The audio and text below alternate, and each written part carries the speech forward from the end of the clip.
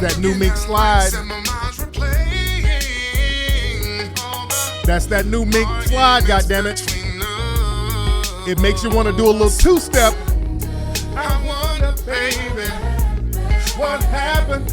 Oh, that's that new goddamn Mink Slide, baby. Y'all need to go check that video out.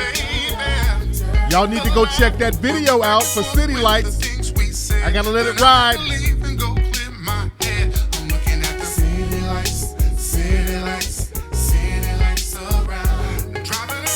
Oh, I gotta let that ride. Y'all need to go to YouTube, type in Mink Slide City Lights, so y'all can see the video for that. What's going on, family? We're here. Welcome to the Tariq Radio Show. We're on time. We're doing it on Wednesday, because a lot of times I'll be doing my shows late during the week, but we're here, ready to chop up game. But you guys definitely need to see this video. We had a great time doing the video. The video's off the chain. Everybody loves the video. The album goes on sale tomorrow night at midnight. The sale of the album, Egyptian Musk, goes on sale tomorrow night at midnight. But what I'm going to do, family, let me take that real quick commercial break, and we'll be right back after these messages. Yo, you still ain't getting women? Really? Come on, son. You need to go to badboymembership.com and step up your game. What's up, y'all? It's your boy, Mr. Locario, the bad boy of the dating game, and I'm telling you that if you really want to attract beautiful women, you need to go to badboymembership.com. This is where you get 45 through 90-minute step-by-step dating advice tutorials every month. Just sign up, follow the advice, and you'll get the woman you want. Go to badboymembership.com. That's badboymembership.com. What up, everybody? It's your boy, Crispy, everybody. And I got a brand new video game app out right now, everybody. It's called Crispy's Biscuits, everybody. And you can get the Crispy's Biscuits app right now on the iPhone Apple Store, everybody. And you can also get it on the Google Play Store, everybody. As a matter of fact, everybody, it was the #1 game on Google Play all last week, everybody. The game is so exciting, everybody. There's 10 levels you can help me get through, everybody. Where I'm dodging bottles of lotion, everybody. I'm dodging hair clippers, everybody. And I'm dodging taco meat, everybody. So get the Crispy's Biscuits game right now, everybody, at crispysbiscuits.com, everybody. Now I'm about to do my coon laugh, everybody.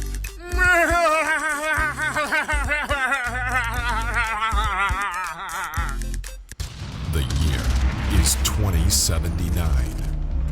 The futuristic nation of New Albion has been created to maintain a new racial apartheid system. There is a planned genocide that is going to target the nation's black population. A small group of black revolutionaries band together to launch guerrilla warfare attacks against their oppressors. Do they fail, or do they succeed?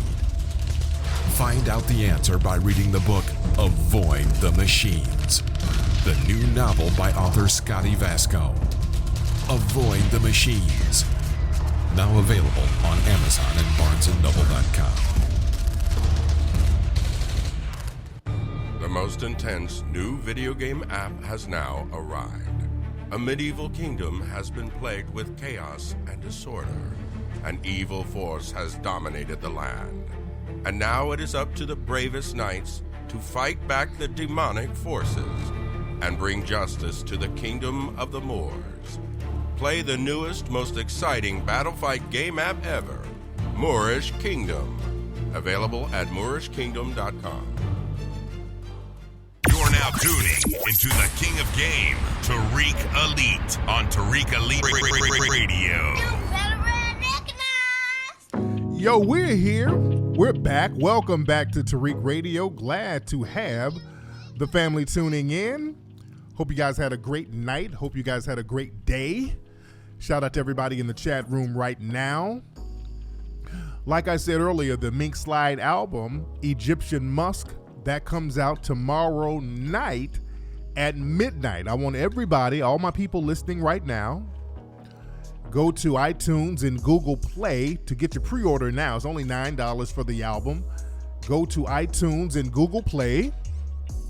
Pre-order right now as we're talking, as we're live. You can do that while you're listening to me. You understand? Let's get this thing popping. A lot of people love the song City Lights. If you're watching live right now, you can look in the description box below if you're live on YouTube and click that link. We got a link directly to the City Lights video. We had a great time doing it. Everybody absolutely loves the video. They love the leading lady. That's Jessica Hearns, very lovely, chocolate, beautiful sister who's from Detroit, actually. She was wonderful in the video. People are loving her. The fellas are really feeling her. We had a good time. A lot of the ladies are kind of getting on my case because at the end of the video, me and Jessica kissed in the video. And some of the ladies have been like, why are you kissing her?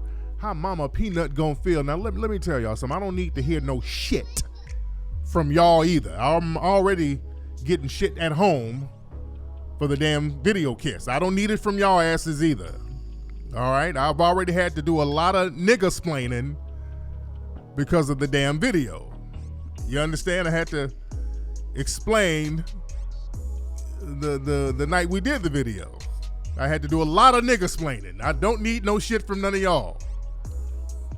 You dig? And I had to explain fast because when we were doing the video and we had a bunch of different takes. My director, Ron, he wanted to try different things. And it was kind of spontaneous, and I'm an actor, I'm in the moment. That's why I tried to explain to Mama Peanut. And he was like, okay, on this scene, y'all hug each other. Okay, we can't really see her face in the light. Okay, let's hug him on the other side. Okay, let's do this. Let's give each other a kiss on this side. So I'm just doing what the director says, okay? So I come home after the video, like 4 a.m. That's already looking real suspicious and janky. So I had to explain to Mama Peanut, we're shooting down on Sunset, She said, so what all you do in the videos? So you know how a player you gotta say shit real fast. Oh yeah, in the video, we shot a little bit outside. We shot some on the balcony, you know what I'm saying? No, what'd you and the girl do? No, we shot some scenes by the pool. She shot some shower scenes by herself, and we had to do some scenes where we hugged and we kissed a little bit. Then we had to do some other. I had to slip that back. I had to slide that in real fucking quick. Y'all did what? Y'all kissed. Who I did was that? Well, it's the director. So I had to do a gang of nigga-splaining. But what kind of kiss was it? It was, like a kiss you give your child. I'm an actor. I'm in the character. You dig? So it ain't like the bullshit. So it was part of the acting method. I really had to sell it.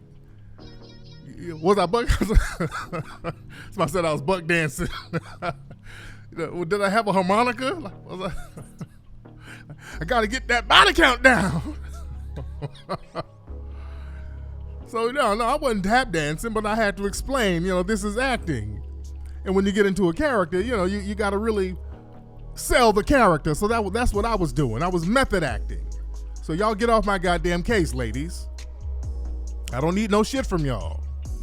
Let me do my craft so I can sell the work. You dig? But again, y'all need to get the album. Pre-order that thing right now. You guys gonna love it. It's the best R&B album that's out now. It's a very good R&B album. This is a traditional R&B album. We had that old school feel. There was a lot of humorous scenes in the video. We went back to the old school theme of videos. Back in the day when they would have music videos, the singers would have like one fly honey. It wouldn't be like 20 motherfuckers in there twerking, which I ain't knocking the twerking, but in videos these days, you don't really have a leading lady no more. You got like 80 twerkers, and it's like ass and womb all on the screen. So we wanted to have a real fly sister as the leading lady. No twerking. Make it real classy and fly on some player shit. And that's another thing. We had the vibe real playerish. Me and my partner Johnny, that's my assistant Mac. We were rolling around in the lack, suited and booted. We wanted to bring some of that player shit back. No niggas ain't got no skinny jeans or tongue rings. You're just on some player shit. You dig? But I digress. So where my Cali people? Man, I'm out here. I'm near a place called Granada Hills. That's not too far from me. Did y'all see yesterday? I think it was yesterday. Granada Hills was trending because there was a goddamn bear loose out here. We always get wild animals. Like a couple of years ago, there was a wild cougar running around the same area. But yesterday, we had a damn bear. I'm like, I gotta watch out for white supremacists, alt-right, gangbangers, essays, meth heads, and now bears? I'm like in a trailer park wonderland out in this motherfucker, man. Yeah, that people talking about it on Twitter. Yeah, that's right out here by me. It was so damn hot, the bear was like, fuck all this shit. Give me some honey and a swimming pool. The bear was sitting in a damn pool. That's how hot it is out here. And the bear will fuck you up. Yes, it will. But a lot of stuff that we got to touch on. The theme of today's show, we're talking about haters versus hustlers. We're going to talk about that. We're talking about haters versus hustlers. You dig? But before I get into that, have y'all need to follow my Instagram. I put up a lot of good stuff on Instagram. I put up a lot of great stuff. Some of the stuff I self-censor on Instagram. I talk about this. You'll see videos on Instagram of black folks getting beat up. You see black people getting killed because Instagram is owned by Facebook now. They're one and the same. And I rarely mess with Facebook because Mark Zuckerberg just came out today and he said these dudes, these white supremacist people who do all this Holocaust denial and all this stuff, he said he's going to allow them to be on Facebook because he doesn't want to censor them and he wants to give them a voice. And a lot of people were getting on Mark Zuckerberg's case about not banning these white supremacist Holocaust deniers. And they really specified that Holocaust thing because they're perfectly fine. Everybody's fine with the anti-black rhetoric. Black people have been telling the world about these white supremacists who are allowed to just percolate all up on Facebook where black folks get banned for the most minor infractions. Black people, we get banned for any little thing. You even, sometimes if you say Nazi, they'll ban you if you black on Facebook. But Facebook, it's they've let themselves and they let the world be known that they are a rest haven for the white supremacist groups, for all the alt-right groups. They let them run amok. And even on Instagram, like I said, with Instagram, which is owned by Facebook, they'll show black folks getting whooped, beat up, killed all day. But whenever you show a video of black people giving white supremacists that work, beating the brakes off of a damn white supremacist, they will take that shit down. They take it down immediately. That's why those type of videos, I put them up on Twitter. But Facebook, whenever I show a video of a black person defending himself or herself from a white supremacist and giving them that work, they take that down and give me a warning. You dig? But this is a part of the code, and this is what we have to understand. The white supremacists, and don't trip on religion, they claim this religion, that religion, it's all white supremacy. And they're on code with one another, and we should not get mad at their codes. See, we got to stop putting anger in the game. That's what we got to learn. We got to understand, look, we are in a complete system of white supremacy from top to bottom. They're on code and they're going to stay on code. Us getting mad at them, that's not going to get them off code. They're getting on code in all areas of activity. I think down in Alabama recently, I think it was last week, there was a group of police officers down there. They took a group photo and they were all throwing up that white supremacist hand signal that looks like the OK signal. They were all throwing up that signal and they got disciplinary action, which basically they got suspended. They got temporarily suspended. They did not get fired. They got suspended. So again, these people are on code. Let's stop getting mad at that. We're not going to hate their code away. See, we got to be hustlers about it. We got to learn how to hustle the game. They're on code. We need to get on an ultra code. We need to do unto others as others have done unto us. See, we got to learn from that. See, my thing is we got to start learning from certain things. We got to learn from certain behaviors. See, black people, we got a bad habit of holding on to some shit for so long just because it's traditional. We hold on to shit that just don't work no more. We love holding on to traditional symbolic things that no longer has any use anymore. We'll hold on to it because that's what grandmama did and that's what my great grandmama did. Old traditions that have no use, it's okay to let them shits go. The white supremacists will certainly do that. Shit that don't work for them, they let it go immediately. They'll diminish that shit. They let it go. They don't hold on to traditions that don't work. Other groups really don't hold on to traditions that don't work. We do. We hold on to traditions of forgiving. Forgiving doesn't work. We hold on to traditions of cooning. Cooning doesn't work. That's a tradition. Being a goddamn coon is a tradition. We hold on to white Jesus. White Jesus don't work. White Jesus has not worked for us for 500 damn years. But we hold on because the thing is, black folks are taught hope. Well, y'all niggas should have hope. That's what that whole Obama thing was. Just hope. Just hope I'm gonna do something right. Hope things are gonna get better. Just hope. Fuck hope. We need to rely on hustle. Hustle means you're gonna get things done your damn self. We got to get that mentality. And when it comes to economics, we're going to have to get that done our damn selves. When it comes to justice, we're going to have to get that done our damn selves. It's up to black people to hustle, meaning get off that ass and start getting results by bringing justice to replace white supremacy. And we're going to have swift justice.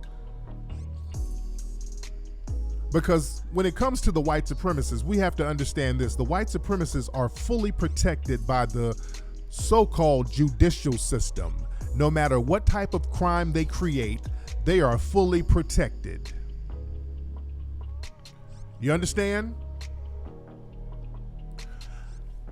There was as we see, there's several cases of black people being attacked randomly by white supremacists, and the white supremacists get slaps on the wrist.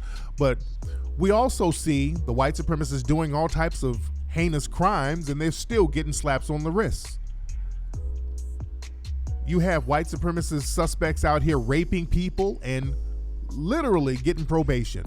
You have them committing murder, attempted murder, and getting slaps on the wrist. When they commit murder against a black person, if they do get arrested, usually, if you notice, the bail amount is extremely low. It's like 100,000 here, 100,000 there. That's the wink and the nod that the system is giving to lower level soldier white supremacists, that we're on your side, we're on code, we're on the same team, we're gonna look out for you.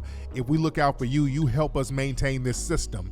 See, society has been, or well, the dominant white supremacist society, they've been deputized by the state. And we gotta understand that. They've been completely deputized in order to maintain the system. There was a white woman, a Russian white woman in Minneapolis, I think this was. This woman, a couple of years ago, she was a daycare worker. There was a child, and a lot of people are saying this was a mulatto mixed child. Some people say it was a black child, but they're very hush-hush officially on what race this child was. But I keep hearing rumors that this was a black child, a non-white child. I haven't confirmed that, but just from what I've been hearing on the streets of Minnesota. And again, I've looked at all types of court documents, and they have aliases. So they're really keeping the identity of this child and the child's family under wraps. But this white woman, who's a daycare worker, it was a 16-month-old boy. She made a noose and hung the boy. Hung him by his neck. Another father came to the daycare and saw and heard the kid screaming, went downstairs because she had him in the basement hanging by his neck. The father took the boy down and ran off with the boy to save him. So the boy is alive. He survived. Thank goodness. So this white woman not only tried to murder a child by hanging him, she ran out because the police were coming, so she hopped in a car, ran over a couple of people, damn near killed them, but they survived, broke people's bones and shit, got arrested. The trial was recently, and the suspected white supremacist judge, being on code, he gave this woman probation. This woman does not do any jail time. Well, she's been in jail since the crime, but they gave her time served. This was like a year. She's been in jail like 20 months, I think. Not a year, but 20 months. But they gave this woman, time served and 10 years probation. This woman tried to kill a toddler and got probation. So this just shows you the degree of these white supremacists looking out for the lower level white supremacists. They have a complete green light to do anything they want. As Neely Fuller says, this is the royalist system. White supremacy is based on the royalist system, meaning that the royal people, meaning the white supremacists, people who were born with white skin who believe in dominating and mistreating, well, they can do no wrong. And these people are born into the royal family, but they choose to maintain a system where they mistreat, harm, and denigrate people based on race. You understand? So we have to be strategic and not emotional. We got to stop being so emotional about dealing with these white supremacists and yelling and crying and all that. And we got to be very strategic, and we got to expect mistreatment when we walk out the house. There's so many videos now of black people out and about, and random white supremacists are verbally attacking them, verbally calling them names. I just posted something else up on my Instagram. In Long Island, a white supremacist driving by in a car, cursing out a black man, calling them all types of niggas, trying to get black people to react to them. See, people like this, you got to listen, black people, what you do, we got to have our own local codes, our individual codes, and we got to learn how to be low key about things and get information out there on the low. When you see these white supremacist terrorists running around trying to antagonize you, what you have to definitely do when you film them, get those license plates.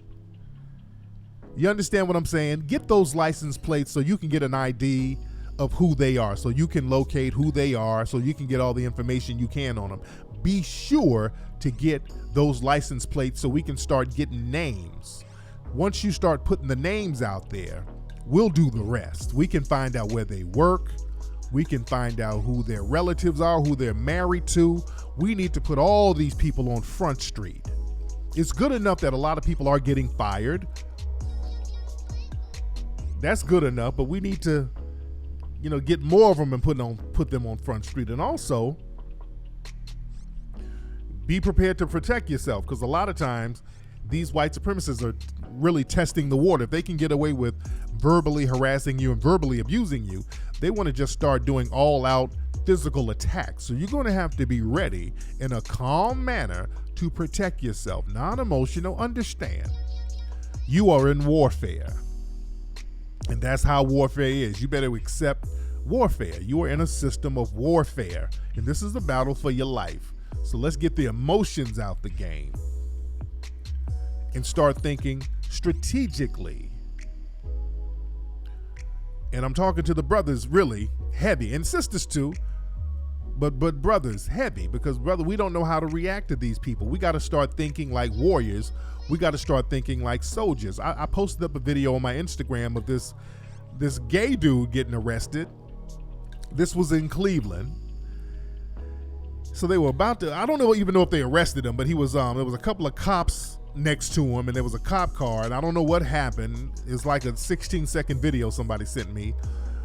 But this nigga, they didn't have cuffs on him or anything, but this nigga was laying on top of the cop car, laying on his stomach with his ass tooted up.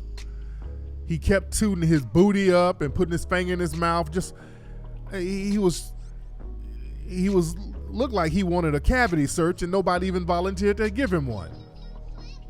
But that's not the answer. Opening up your ass and spreading your butt cheeks for white supremacy, that's not gonna save you. You think, okay, let me act like a woman and that's gonna save me. That's not gonna save you. See, a lot of brothers think that, okay, if I switch up my sexuality, I won't be so threatening. No, that's not going to save you either. You dig? That is not going to save you either.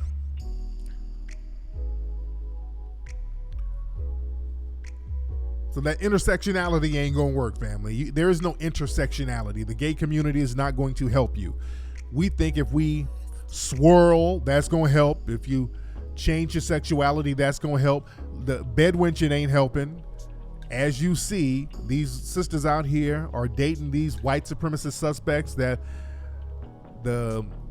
those cute little girls, those twins, those little black girls who's popular on YouTube and Instagram, you know, their stepdad, because the white dude, is not really their dad. Their mom is a Nigerian bedwench. So it's been revealed that the white supremacist dude who's supposed to be their dad, who they're named after, by the way, they have his last name, he's not even their real dad. It's another suspected white supremacist that was married. Oh, I don't even know if they were married, but he was with the bedwench mom.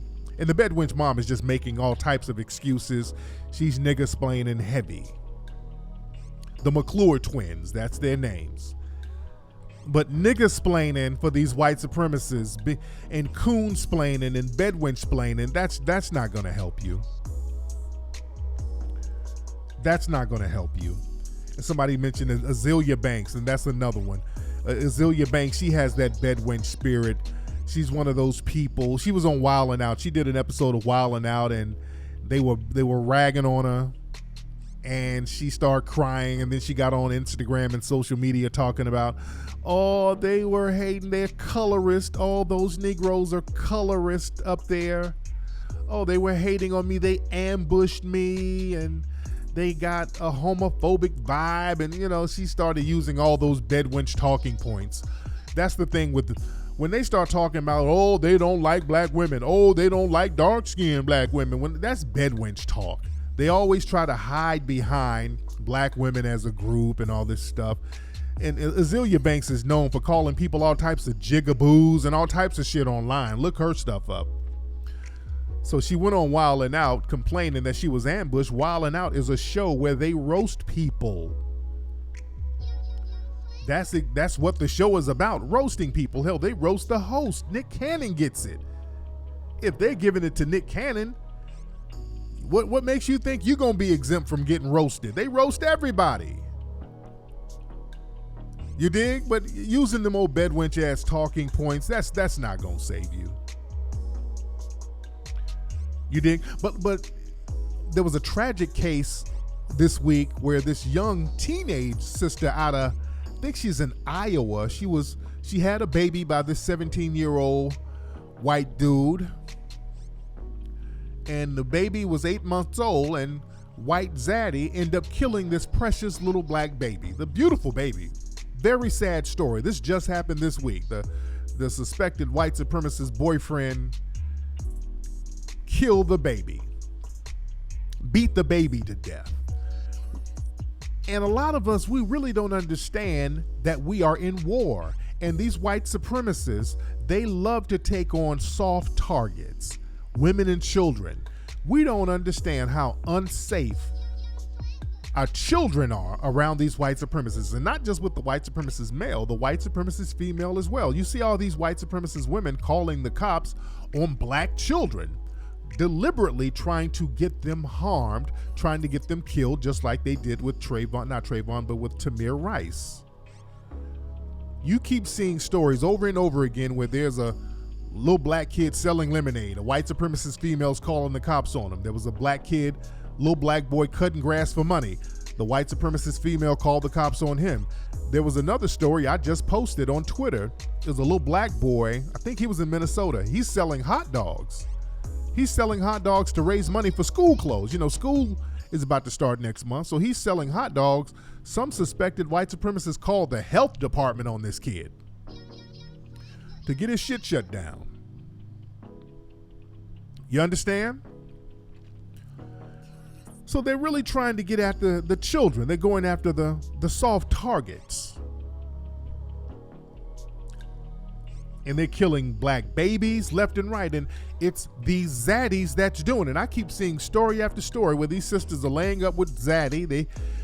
White is right, and you get with white daddy because black men ain't cutting it. And we're trying to tell you what the deal is, but y'all say that we're hating and we don't want to see your joy and all this old stuff. And white zaddy is killing your babies and getting slaps on the wrists. We're not hating on you because, when I was talking about Michelle Williams from Destiny's Child and poor Michelle from Destiny's Child, she just checked into a medical center because she's going through depression. And my heart and condolences go out to her, and I hope she gets better. But a lot of people are like, well, because she's engaged to this suspected white supremacist. I did a little expose on him some months back. So was it Zaddy? Did she find out something about Zaddy that kind of triggered her depression? We don't know. We don't know. But the thing is, family, we got to understand warfare, and we got to understand how to be hustlers about being in this war. Meaning we got to learn how to get off our ass, learn how to deal with reality, and we got to learn how to make things happen. It ain't enough to just hate on white supremacy. We got to come up with solutions to replace the system of white supremacy. A lot of people are talking about what's that the Kardashian sisters and Kylie Jenner. One of them they got that makeup line, and they were talking about how she's about to be a billionaire. The makeup line is about to hit $1 billion or something like that. Is it Kylie Jenner? Is that the one? Because I don't keep up with them too much. I don't. And a lot of, black folks were kind of hating on that. People were talking about, how savvy business people the Kardashian family are. They were talking about how savvy they are. And there were black people like, oh, they're culture vultures and they steal from black culture. They steal what we have. And, look, we got to get off that. Hating on them, you're not going to hate their money away. You're not going to hate the money away. You understand? And of course people are going to take shit from us because when we try to monetize it, other Negroes hate on us. That's why a lot of black people who are very successful, the most successful black people are the black people who are extremely low key. Have you noticed that? A lot of black people who are extremely low key about what they do and how they get their money, those are the ones who are successful. Why? Because they don't have the white supremacists sabotaging them as much, and they don't have Negroes hating on them. You understand? Look at my man Jay Prince. Jay Prince has a very good book out. Jay Prince is very successful. Jay Prince has islands and all types of shit. But for the most part, Jay Prince has been very low key. He's a real low key, quiet dude. Jay Prince is real low key, but he has his hands in a whole bunch of different stuff. Al Heyman, it's one of my idols. Al Heyman is so low key, you can barely find a photograph of Al Heyman. There's about 5 photographs of Al Heyman that exist, and the other photos are pictures of him where somebody caught him just randomly where he wasn't even posing for a shot. Most of the pictures that you'll see of Al Heyman, he's a promoter now. He's a boxing promoter, and he's also a concert promoter, black man.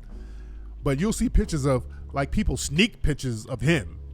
But he's the dude. Al Heyman is sitting on nasty money. Just a nasty amount of money.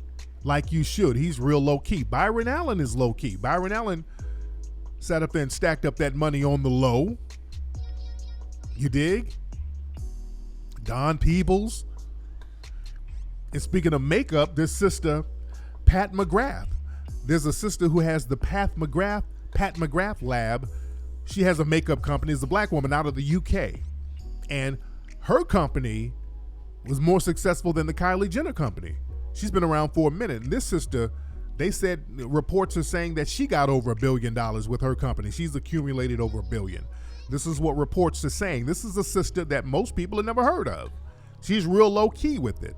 And her makeup line, it's very popular in the modeling industry. So a lot of top-notch photographers and modeling agencies and people like that, the fashion industry, they rock with her.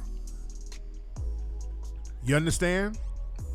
So she's known in the industry as being the best, one of the best makeup people, and her line is just making all that money quietly. You understand?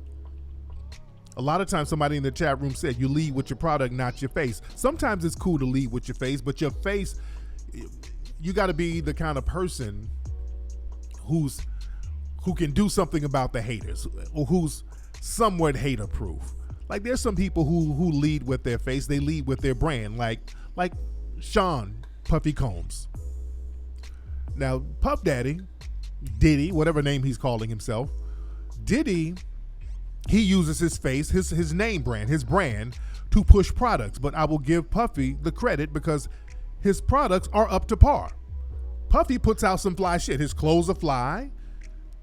You know, I don't drink, but I heard the liquor is good. But Puffy can back up his products. He can back his stuff up. You understand? So if you're leading with your face, back that shit up. You got to back it up with a good product. And sometimes you don't have to put your face out there if your product is that thorough and the word of mouth is that thorough and your name is synonymous with a certain quality, you will come up that way. You understand? See, that's the difference between haters and hustlers. See, a hater, you'll look at a person who's successful. This is why, you know, there's pros and cons with leading with your face on your brand. There's pros and cons to that. But a hustler and a hater will look at a successful black person and their insecurities will come out. They will be like, well, how come that nigga got more than me? I'm from the same neighborhood as him. That's Buster hater thinking. That's coon thinking. But a hustler will see that same person and be like, let me see what dude is doing. Let me chop up some game with him. Let me just see how dude moves. Let me see where he's getting his product. You dig? That's how you got to get down. You got to look at and see how people roll and learn the game from them. You look at people who are more successful than you and look at their habits. You got to look at their habits, not just the shit that they have. See, that's the thing. We look at folks and we see rims and cars and Bentleys and jewelry. And we like, well, damn it, I want that. And then when you really think niggerish, well, shit, let me rob this nigga so I can get it. I don't know how to get it, so I just take it from that nigga right there. Like, dumb niggas always trying to steal somebody's chain. This dumb nigga shit. That's hating. That's a hater mentality. There's nothing hustle about that. There's nothing about being a hustler about taking some shit from somebody, robbing them. That's the dustiest fucking shit you can do. Especially robbing another black person. Nothing is more dusty than that. A hater will be like, well, I'm gonna set that nigga up, man. I'll set that nigga up and rob him at the club. A hustler will be like, well, let me see what my man's day-to-day operations are. Let me see how he does in the day. Let me see what he does when he gets up, man. What do you do when you get up in the morning? That's what a hustler would like to know from somebody who's shining. Fuck all these rims and all that shit. I want to see how you got to that. I want to see the path to the cars and the house and the rims and all the weed and the cocaine and whatever the fuck you do. I want to see your path to that. That's how you learn the game. You want to learn the unglamorous side of the game. See, a lot of folks don't want to do the unglamorous part of the game.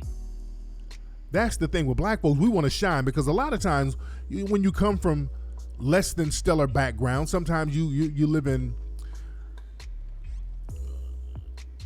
poverty, sometimes you live in a lower middle class situation, sometimes you're in the projects or whatever, so you see degradation and misery and you see dilapidated shit and you see dustiness your whole childhood, and you don't want to see dustiness no more. You want to shine. You want to see some nigga trinkets.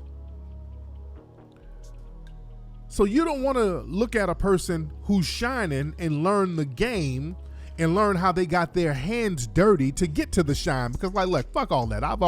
My hands been dirty all my childhood. I'm trying to shine. That's not how you get down. You want to see what this person is doing when the lights ain't on them.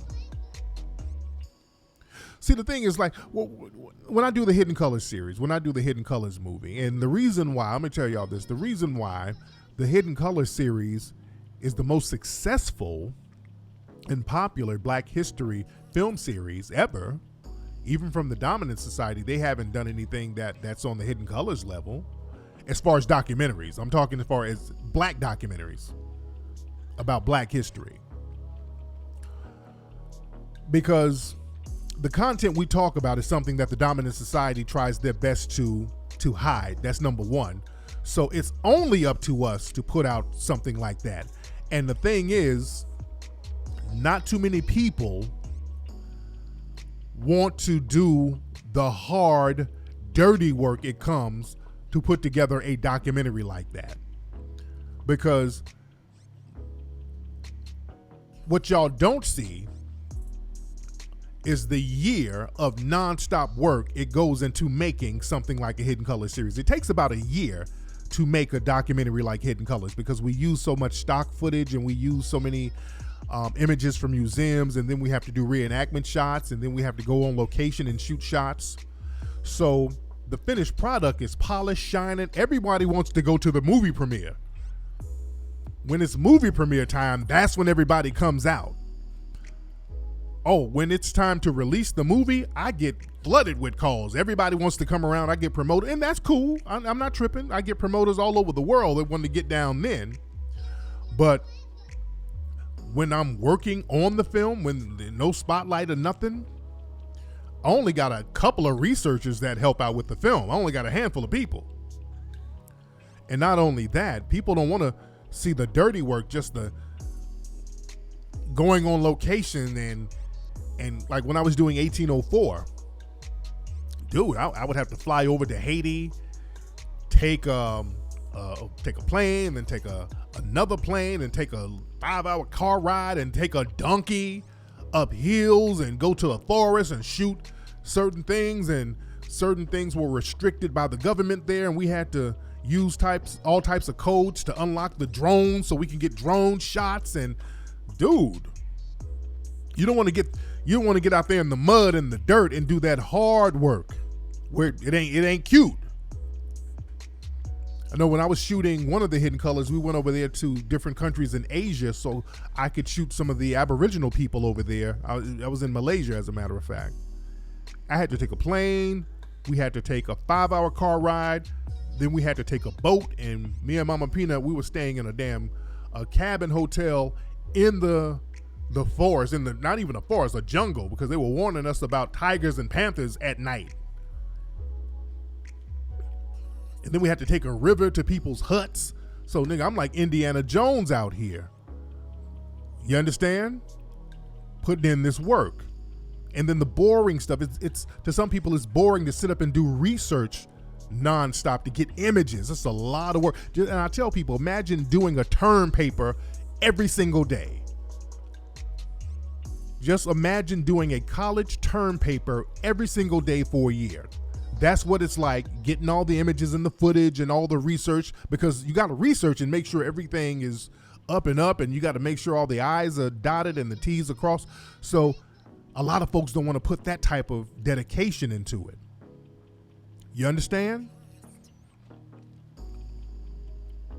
So the thing is, when it comes to doing the dirty work, we want to shy away from that, and we just want to go in and get the glitz and the glamour when everything is shining. This is why I don't like bootleggers. This is why me and my team, we're hell on bootleggers. This is why I am hell when it comes to a bootlegger. Like, motherfucker, I just had to fight piranhas and fish and tigers and bears and shit to get this footage and do this movie. So now Dusty McDusty on the street corner is bootlegging this shit and selling it and making money. No, nigga, no. That's why I'm so hell on the damn bootlegger. The shit I had to go through to make this movie, the hell you gonna make some money bootlegging it with me here? No. You dig? But we got to learn how to think like hustlers when it comes to people who are doing things. I saw a video of the rapper Juvenile. He was at a gas station recently, and somebody tried to sell him a mixtape, and I don't think he wanted the mixtape, and then the dude started trying to talk greasy to him. You're like, man, damn, that's not how you get down, man. And that's another thing. When it comes to black people, we see other people shining, and we see them, we don't know how to approach them, we don't know how to chop it up with them, and we think immediately on hating on them. We got to get off that bullshit. We think aggression, we got to get off that aggression thing. Well, fuck you then, Juvenile, you ain't shit. No, that's not how you do. We got to get off that. This is why if you look at Ism Radio and some of my other shows, I try to bring a lot of young black people around. Like on, I did a broadcast of Ism/Tariq Radio the other day. I had a brother from Instagram and Vine. His name is Reggie Coos. Real funny young brother. He's only 24 years old, from Jersey, but he's out here in LA. He's an actor, comedian, singer, musician. And I brought him on the show, and you guys can, if you follow me on YouTube, you can look at the interview. And I was having him talk about how he was how he got his come up in the Instagram game, because he has like I think a couple of million followers on Instagram, and he does these real funny videos and they go viral. And I had him drop some game on how to get your stuff, how to get your view count up, how do you get your stuff to go viral, how to get your viewership up. He was just dropping some real good game on how to do it in a very authentic way without doing some dummy shit. Because a lot of people, you have people who do real stupid ass shit in order to get views, and you don't have to do that. If you have a talent, you cultivate your talent. And I was showing cats, young people, how to utilize whatever talent you have, utilize whatever comedic skills you have in order to get your views up. A lot of us, you on social media, you want attention, I get that. But you got too many niggas out here doing complete stupid shit. There's one dude called Bunk Gang. Have y'all heard of this dude? This Bunk Gang dude. Now, I don't know where this dude is from, but this nigga does the most ridiculous shit. Just any stupid fucking thing to get attention. It's real, it's low-key cooning, it's real embarrassing. He goes into stores knocking over shit. He'll go get a haircut and run out. You dig? And he starts fights with folks. And hopefully, I hope nobody killed that dude. You know what I'm saying? Shit like that. He's from Florida. Okay.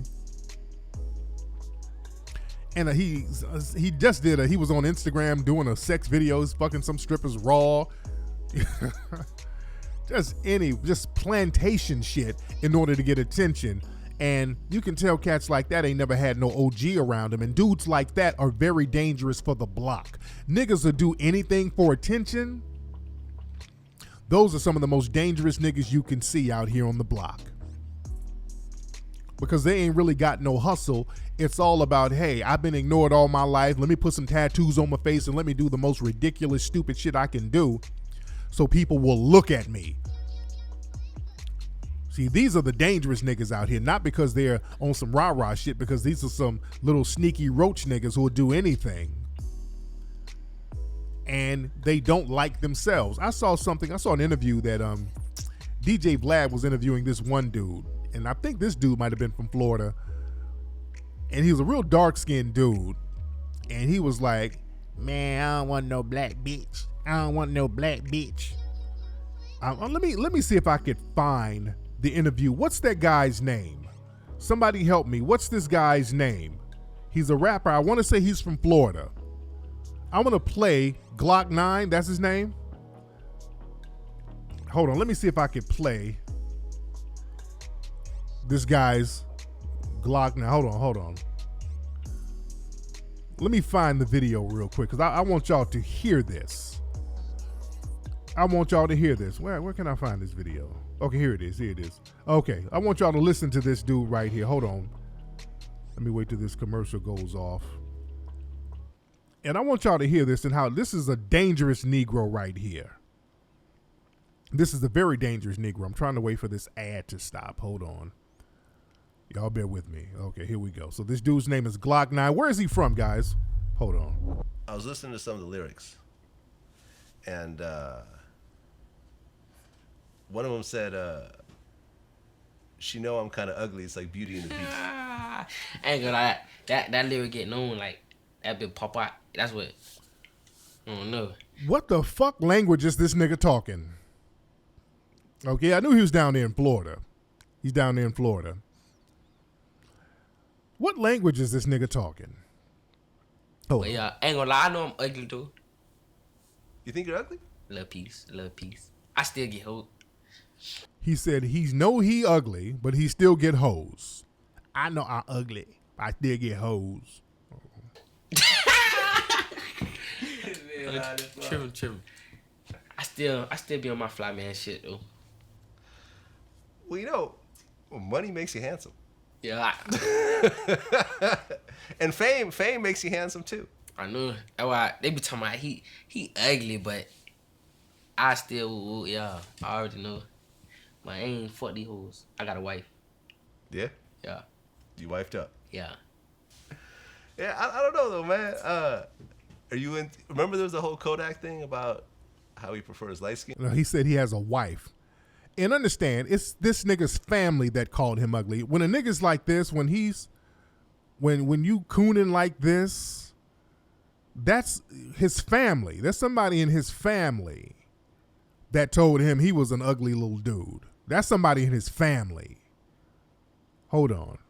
Light skinned girls, because I broke up with he was saying how light skinned girls are easier to control, I guess. Something like that. Are you on that? I ain't gonna lie. What he say? I'm already black. I don't need no black bitch. Right, that's what he said. So yeah, I ain't gonna lie. I can't have no cut. Like, I know if I'm fucking with you, I'm black as fuck, right? I'm black as shit. Yeah, black is beautiful. Okay, just listen to this dude. That's a dangerous Negro. I'm black as fuck. I'm black as shit. That's a Negro who grew up with his mama. I can see his mama or somebody in his family really instilling that he's ugly because he's black. That's a parent doing that to this nigga. For it to be that embedded in him, and he's proud of this shit. The way he's talking is proud. I'm black as fuck. I'm ugly. I'm black. I don't want no black bitch. That he's talking about his mama. That's the nigga talking about his mama. Beautiful though, man. So I know if I fuck with a black bitch, we gonna have a black ass baby. So? I ain't with that. Why? 'Cause I'm already black as fuck. So? I can't. No. Well, I mean, this is an interesting thing. You know what I mean? Like, so if you have a baby, you don't want your baby to be the same complexion as you? Why? This a once in a lifetime thing. This nigga said, he looked at his skin and said, this is a once in a lifetime thing. What do you mean? Like, this a dark ass shade. They be hell nah. I can't have. Is your mom same shade as you? Nah. She's hell not. nah. My mom like caramel mocha. Okay, so your dad is darker. Yeah. Okay. You see that? That's this nigga's mama. You know, because he has a dark dad. His mama ain't the same color. So do you know the kind of shit that this dude's mama told him as a kid? You ugly black motherfucker just like your daddy. He done heard that type of shit. And it's sad. That's a sad thing that he's such a coon like that.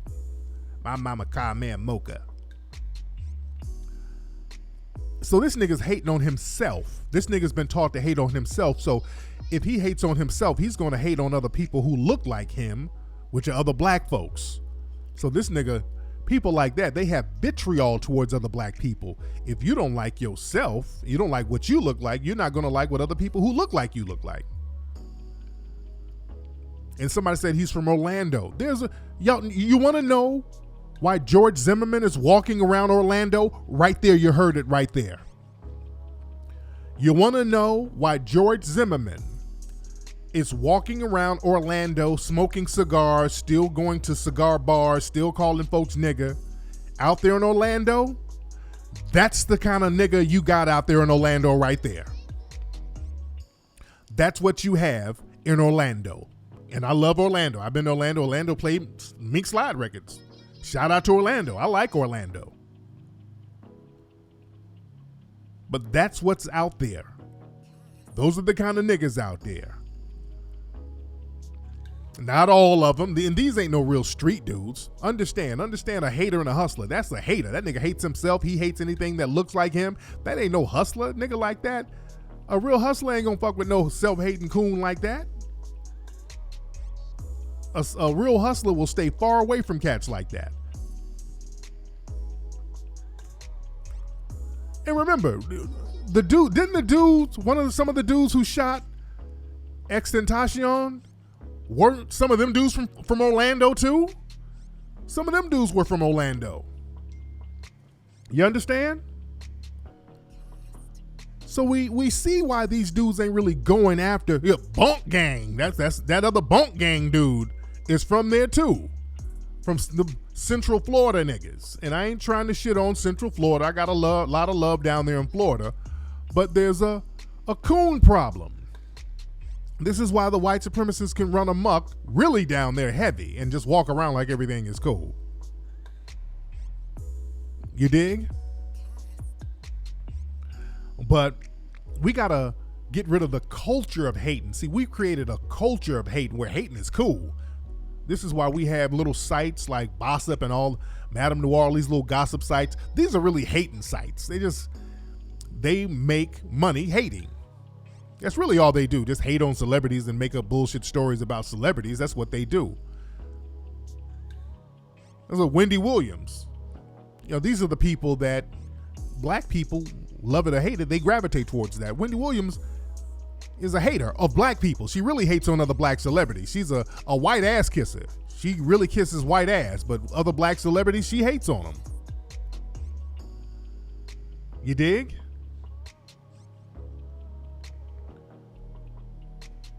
So the thing is, we save the hating for black folks and do all the ass kissing to white mommy and white zaddy, because see, white mommy and white zaddy, they are the original haters of blackness. So we emulate them. We hate on other black folks because zaddy and white mommy, they hate on other black folks. So we're always on a subconscious level trying to get in the good graces with white mommy and white daddy. So we think hating on other black folks will get us a buddy pass. We got to get off that. That has to be exercised out of our system. You understand? We got to start thinking on code heavy. Anyway, y'all, that's been today's episode of Tariq Radio. Glad to have y'all tuning in. Remember, family, tomorrow night at midnight, the Mink Slide debut album, Egyptian Musk, will be released. Everybody, right now, there's a couple of thousand of y'all in here right now. Go to iTunes and the Google Play Store and pre-order right now. All of you, there's a bunch of y'all in here right now. Pre-order right now, ladies and gentlemen. Egyptian Musk, Mink Slide. And if you're watching live on YouTube right now, click the link in the description box so you can see the music video, City Lights. We had a ball doing it. The leading lady is beautiful. We had fun with bringing that R&B back, making it back black, making it pop off. We had a great time. Anyway, y'all, I'm going to holler at you guys. Y'all be good. I'll talk to you on the live stream Sunday, probably before. I might do a live stream Friday. All right, y'all be good.